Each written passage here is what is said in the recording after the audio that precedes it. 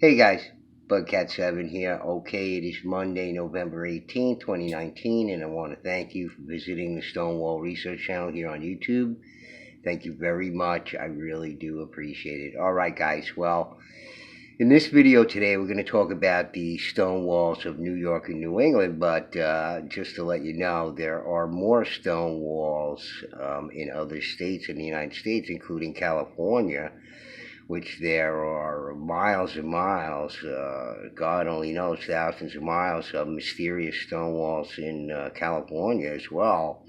And I spoke to the main alternative researcher fellow about it some time ago on the phone, but he seemed to think that they were far older than we could possibly imagine. But in any case, these things can be found in Pennsylvania and New Jersey and lower eastern Canada and elsewhere. So it's just that this is really the core of my research here. And if you're a new subscriber and you didn't know about my sort of hands-on in-the-field research that I did on the stone walls, you may have come at a later date or from another channel or whatever, but I've done my own research on this. It's my own particular hypothesis that all of the stone walls are representations of snakes or serpents. And I really found this out when I went up to visit a subscriber in Vermont.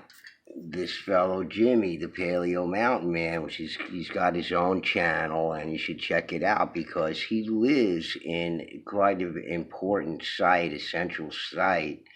I think really was an administrative site or one of the administrative sites, and it's basically a white quartz quarry, among other things.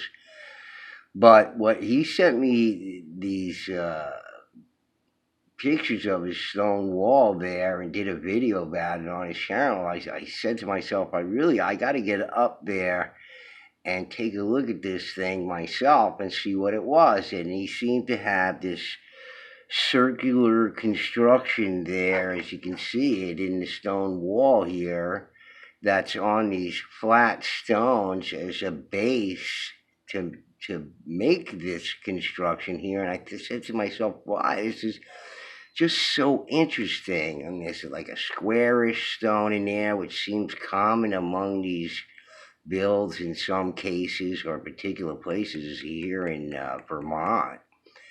But I was like, what is that thing? And I had to get up there. So here you could see me. This is in one of my playlists on my channel, up with Jimmy the Paleo Mountain Man, as he explains what he thinks is going on in this serpent wall of his up on his property. Okay.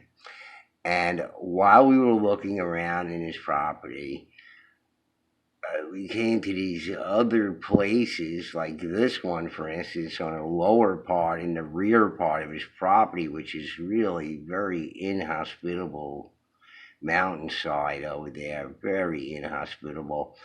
And this section of this wall, which was just in this one section here, he found this going on here. And this is the video that a subscriber was watching just recently and sent me some pictures from the Catskills in New York. We're going to look at those pictures in a minute, but this was down on Jimmy's lower property. And then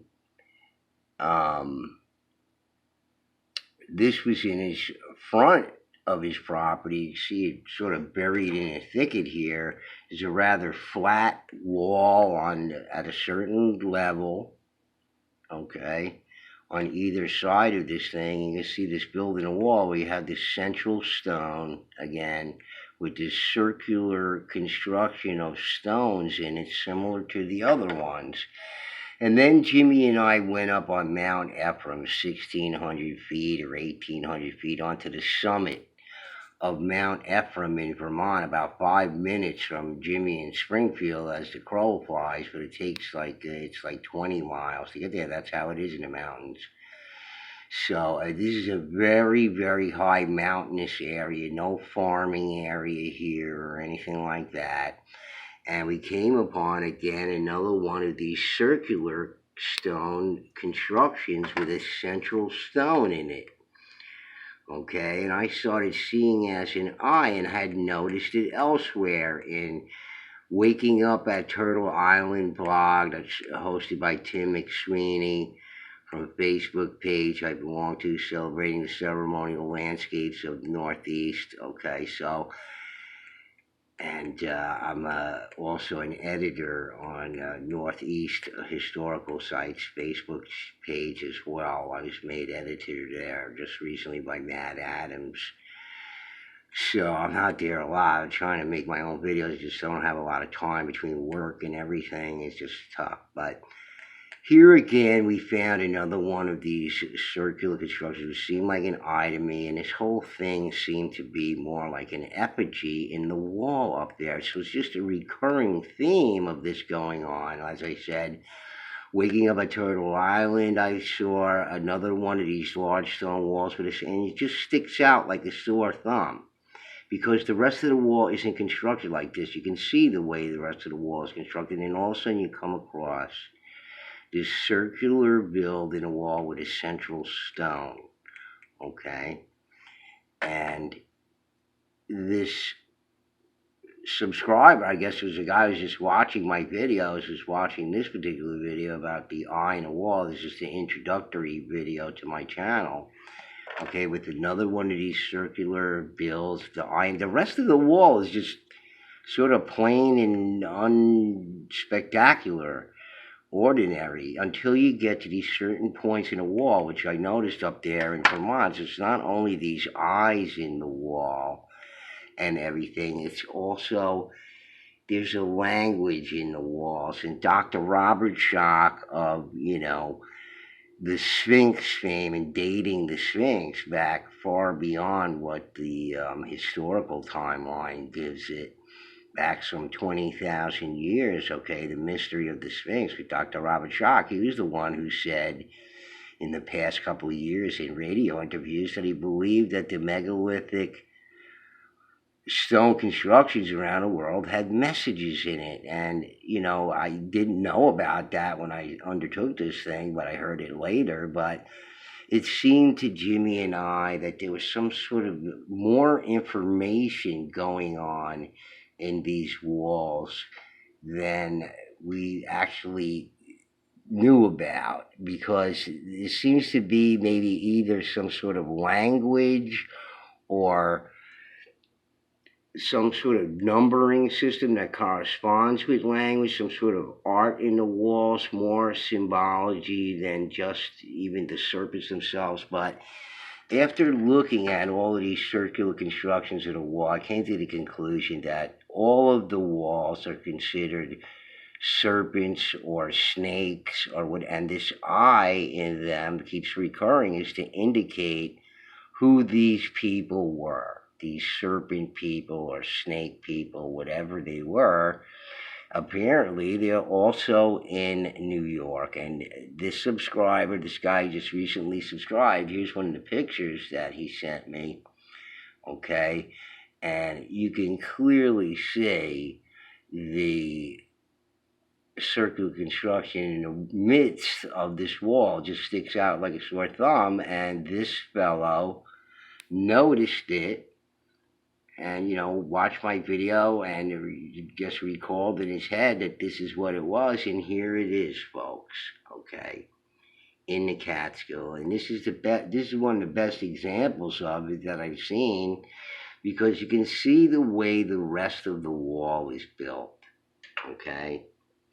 And this thing is just right in the center of it there. This is to indicate the serpent spiritual nature of the stone wall here, okay, if you didn't know. And this is my hypothesis with the walls here, okay?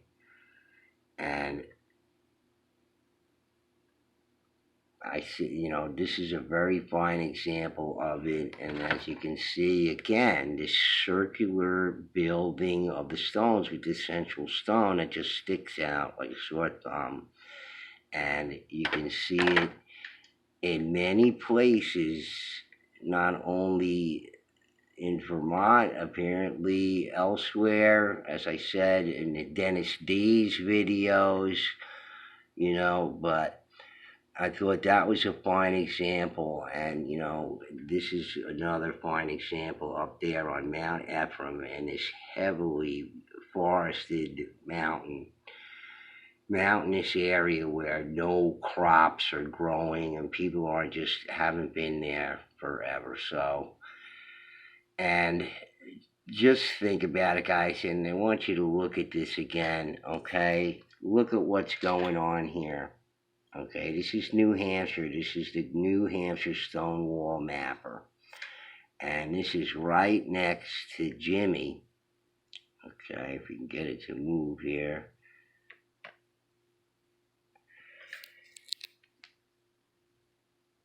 But it's right next to Springfield, Vermont.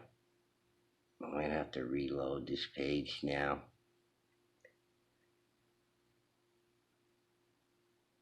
But you gotta just think about it. Again, all these walls are contiguous and make absolutely no sense in any sort of colonial or settler context. Okay, it's just endless walls going on forever and ever. And I guess I got to exit page here. It's too bad it didn't hold it, but let me see if I can get back to it real quick here.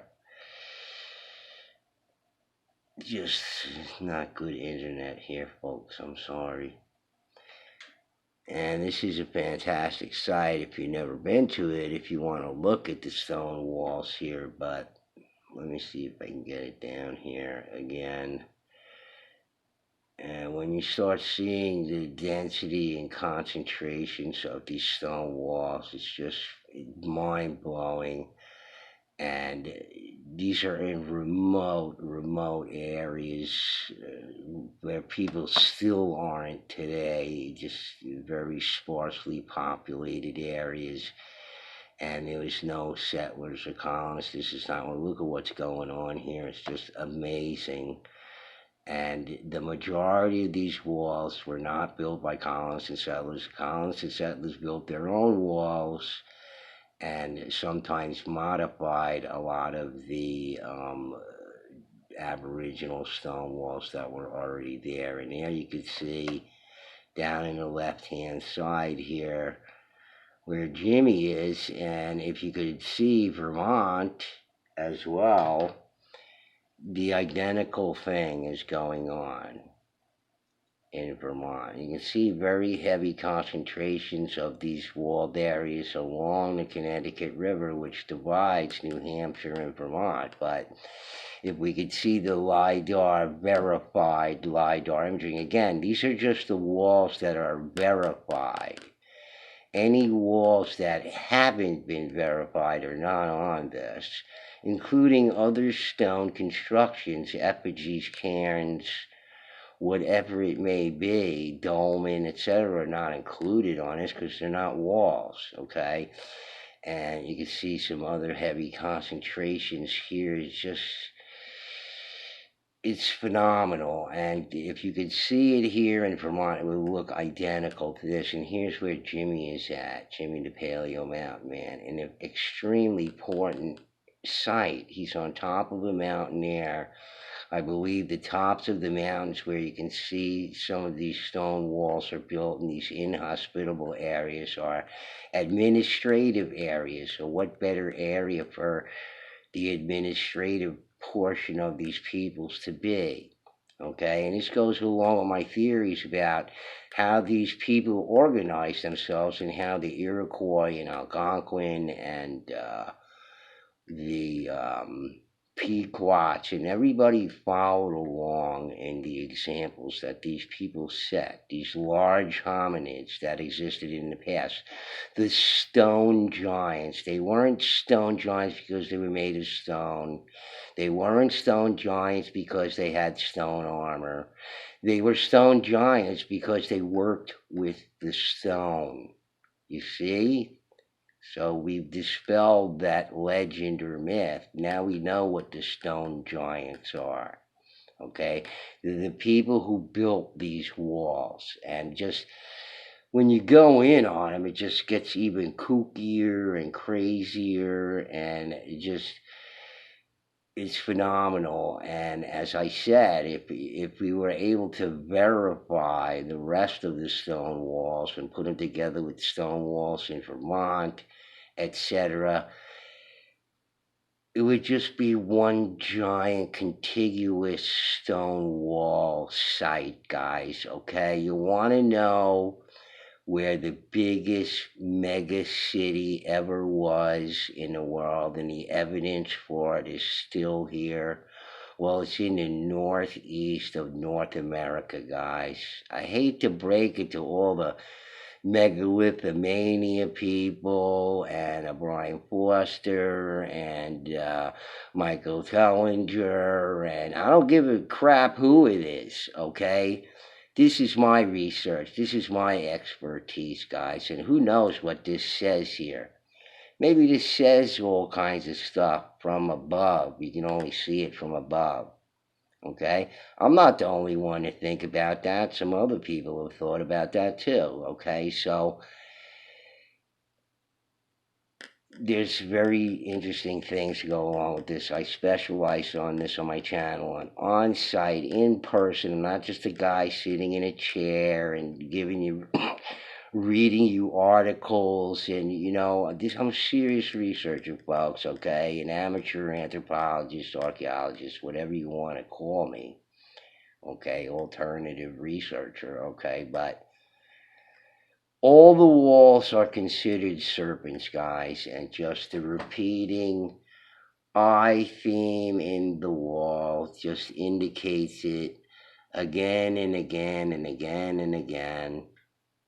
Okay, and it's so gratifying to me when a subscriber takes notice of this. Okay, this is in the Catskills, guys, so this is far from Springfield, Vermont. Okay, and Mt.Ephraim. Okay, far from Dennis D over there in eastern Connecticut. Okay, and far from my site. Okay, in Mallory in Sherman, Connecticut. Okay, very far from there. And here you have the eye in the wall to signify that the wall is a serpent and a snake, and this is what represents these people, these stone giants who built these walls. How did they build it with such large stones? Well, when you're swinging around 28-pound axes or more or whatever it is, you've got plenty of strength to build these walls. Okay? And the fact is, you can see in the foreground here more stones laying around. Just every area where you see stone walls, for some reason, they didn't take all these other large stones, comparable stones. They could be 1,000 pounds. It doesn't matter. They didn't take those stones out of there. And a lot of these places, you can see these very old forest here, inhospitable places, okay? Not good places. The mountainous regions are not good places to grow crops, folks, in case you didn't know. All right? They're just not good places to grow crops. So think about it. Think about the walls being serpents or snakes. That's my own. That's Budcat7's personal hypothesis based on my own research. And I wanted to say thank you to this sub for sending me these pictures that are just so phenomenal. And it's very gratifying that somebody's out there taking a look at this stuff and noticing that themselves and confirming and affirming my own research into this. I think I'm right, guys. I don't know. What do you think? All right, guys. So, in any case, just wanted to show those photos off to you that the sub sent in, and just so excellent. I'm so happy about it. And pretty soon we'll get back to the Giants again, guys. All right, so Buckcat7 signing out. Peace.